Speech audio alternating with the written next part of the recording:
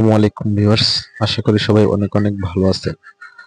তো ধানমন্ডি 32 নাম্বার বাড়িটি কেন ভাঙচুর করা হলো, কি কারণে ভাঙচুর করা হলো, 2 ফেব্রুয়ারি 5 ফেব্রুয়ারিতে কি ভাষণটা দিয়েছিলেন প্রধানমন্ত্রী শেখ হাসিনা, সেই ভাষণটিতে কি বলেছিলেন তার জন্য বাড়িটি ভাঙা হলো, সেই ভাষণটি কি প্রকারে আগে আমরা শুনে আসব।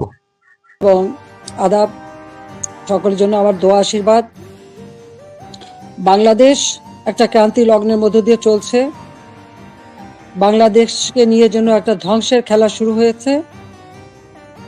যে বাংলাদেশটা সারা বিশ্বের কাছে উন্নয়নের রোল মডেল ছিল, উন্নয়নের বিষয় ছিল, সেই বাংলাদেশের আজকে চরমভাবে ধ্বংস করে আজ একটা জঙ্গি সন্ত্রাসীদের দেশ হিসেবে পরিণত করা হয়েছে।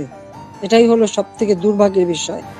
সম্মানিত ভিউয়ার্স, তো বঙ্গবন্ধুর কন্যা, জাতির জনক শেখ হাসিনা তিনি এই ভাষণটুকু রেকর্ড করে গিয়েছিলেন।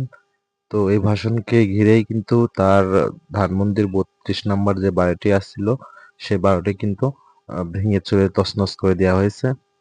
তো আসলে তার এই ভাষণটা ক্ষমতাচ্যুত হওয়ার পরে কিন্তু এই ভাষণটা কিন্তু প্রথম ভাষণ ছিল। এই ভাষণকে ঘিরেই কিন্তু তার বাড়িটা কিন্তু ভেঙে গুঁড়িয়ে দেওয়া হয়েছে। তো তিনি এই ভাষণটুকু কতটুকু যথাযথ যুক্তিসঙ্গত, অবশ্যই আপনারা কমেন্ট বক্সে কমেন্ট করতে ভুলবেন না এবং পেজটি ফলো করবেন এবং লাইক কমেন্ট করতে কিন্তু ভুলবেন না। তো আশা করি ভিডিওটা শেয়ার করে দিবেন। সবাই ভালো থাকবেন, সুস্থ থাকবেন। আল্লাহ হাফেজ।